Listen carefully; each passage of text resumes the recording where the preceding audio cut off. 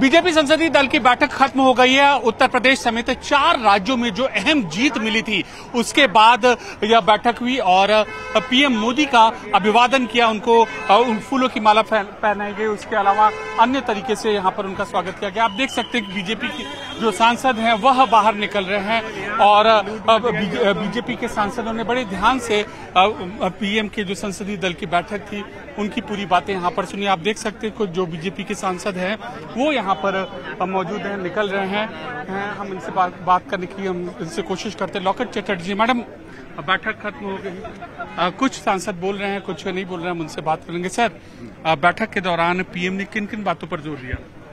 Senior लोगों से बात तो कुछ जो सांसद हैं वो बोल रहे हैं, कुछ नहीं बोल रहे हैं।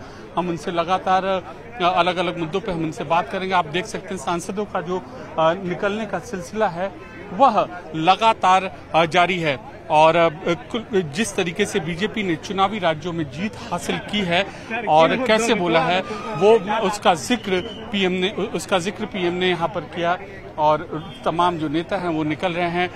हम उनसे यहाँ पर ये बात करते हैं। जयंत सिन्हा जी, सर अभी बैठक कुछ नेता हैं जो बोल रहे हैं, कुछ नहीं बोल रहे हैं। हम उनसे बात करने की यहाँ पर कोशिश करते हैं। तो कुल मिलाकर ये बैठक यहाँ पर खत्म हुई है और जीत का जो मंत्र है कैसे सरकार की नीतियों तक जन जन तक पहुँचाया जाए, हम उनसे बात करते हैं। बघेल साहब, सर पीएम की इस बैठक खत्म हुई, क्या अहम चीजें यहाँ पर बोली गई? एक अभिभावक की तरह, एक नेता की तरह, लीडर की तरह हमेशा उनका मार्गदर्शन रहता है जो हम लोगों के लिए बहुत प्रेरणा स्रोत रहता है। किसने संबोधन दिया सर? ये प्रवक्ताओं से कुछ बुकलेट वगैरह है आपके हाथ में? जी, कुछ अच्छे कार्य हुए हैं, उनकी पुस्तकें हैं। एक और अहम चीज हुआ है, कर्नाटक हाईकोर्ट ने फैसला दिया जो हिजाब का जो बैन था उसको जायज ठहराया है उसको कहा कि कर्नाटक सरकार का फैसला सही था। मैं पहले अध्ययन कर लूं फिर इसके बारे में बात करूंगा। तो इस तरीके से अलग अलग जो सांसद हैं, एसपी सिंह बघेल जी थे वो बात कर रहे हैं। इसके अलावा हरीश जी, कुछ सांसद हैं यहाँ पर बोला। रूपा मैडम, पीएम ने किन बातों पर यहाँ पर बैठक में मीटिंग में जोर दिया? जैसे हम सबको समझाते हैं, मार्गदर्शाते हैं, जैसे सबको ऊर्जा बढ़ाते हैं, जिम्मेदारी भी याद दिलाते हैं, ऐसा ही बहुत सारे खूबसूरत बातें उनसे सुनने को मिला। क्या रोड मैप आगे प्रस्तुत किया पीएम ने इस चुनावी जीत के बाद?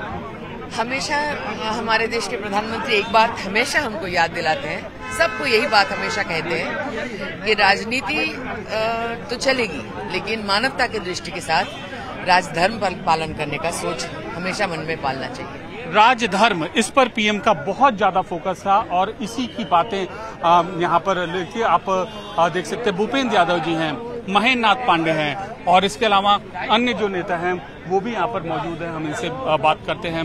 शिव प्रताप शुक्ला जी हैं। सर, पीएम ने बैठक को यहाँ पर संबोधित किया, राजधर्म के बारे में कहा, क्या और बातें कही? ऐसा राजधर्म का कोई बात नहीं कहा उन्होंने। यहाँ पर नेता अपने अपने ढंग से अपनी अपनी प्रतिक्रिया यहाँ पर देते हुए सामने यहाँ पर हैं। अनिल जैन जी हैं, हम इनसे बात करते हैं। अनिल सर, पीएम ने यहाँ पर संबोधित किया, किन बातों पर अब आगे मार्गदर्शन दिया आप लोगों को? देखिए, किस प्रकार संवेदनशील सरकार है और संवेदनशीलता मानवता क्या होती है। ऑपरेशन गंगा ने यूक्रेन में बच्चों को निकालने में, उसके ऊपर भी यह लोग राजनीति कर रहे थे और सारी दुनिया ने भारत का महिमा मंडन किया है। लेकिन यहाँ लोग अपनी क्षुद्र राजनीति के कारण इसको भी डाउन प्ले करने की कोशिश कर रहे थे। जिस प्रकार 4 राज्यों में हमने सरकारें बनाई हैं और परिवारवाद को ध्वस्त करने का काम किया है, इस चुनाव में परिवारवाद और जातिवाद, क्षेत्रवाद, इसको ध्वस्त किया है। पॉलिटिक्स ऑफ परफॉर्मेंस और विकासवाद को प्रचारित किया है और उसके कारण से भारतीय जनता पार्टी ने विजय हासिल की है। ये माननीय प्रधानमंत्री जी का हम सब कार्यकर्ताओं के लिए संदेश है। अनिल जी, अभी एक जजमेंट भी आया कर्नाटक हाईकोर्ट का। उन्होंने कर्नाटक हाईकोर्ट सरकार के फैसले को, हिजाब पर जो प्रतिबंध लगाया था उसको सही ठहराया है। देखिए, मैंने इस विषय में पहले भी बोला है कि यूनिफॉर्म मतलब क्या है। स्कूल में यूनिफॉर्म का मतलब क्या है? सब लोग एक जैसे रहें, एक ही फॉर्म में रहें, अमीर गरीब जाति बिरादरी धर्म पंथ कुछ न रहे, तो इसके चिन्ह लगाने का कोई मतलब नहीं होता। लेकिन अब लोग राजनीति करते हैं अपीजमेंट की, तुष्टीकरण की, इसके कारण से इन चीजों को बढ़ावा देते हैं। बेसिक बात इसलिए ये बढ़ाई गई है कि मुस्लिम महिलाओं में भारतीय जनता पार्टी और मोदी जी के प्रति जो लगाव है, जो श्रद्धा है, उसको कैसे कम किया जाए, इसलिए ये कोशिश की लोगों ने। अब उसमें वो सफल नहीं हो। तो कर्नाटक हाईकोर्ट के फैसले पर भी अपनी प्रतिक्रिया देखते हुए देखिए, सांसद तमाम तरीके से ये संवाद कर रहे हैं, आपस में बातचीत कर रहे हैं। बड़ी चुनावी जीत मिली है, ये बड़ी चुनावी जीत मिली है और पीएम मोदी का उसके बाद संबोधन है, तो इस तरीके का माहौल देखा जा सकता है सारे सांसदों के बीच में। हम इनसे भी बात, सर ये बताइए कि आज यहाँ पर पीएम का किन बातों पर यहाँ पर फोकस था पीएम का? आज हमारे पीएम साहब ने, हमारी पार्लियामेंट्री बोर्ड की बैठक होती है और जब सत्र चल रहा हर मंगलवार को डिसाइड है।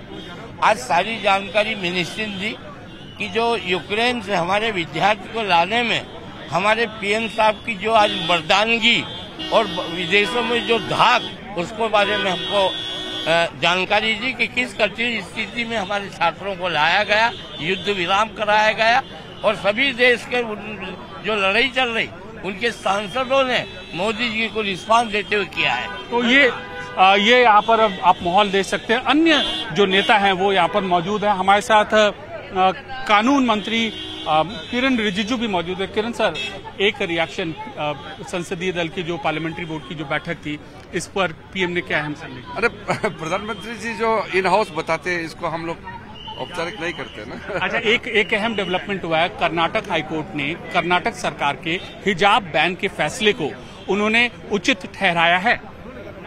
अभी मैं जजमेंट देखा नहीं है।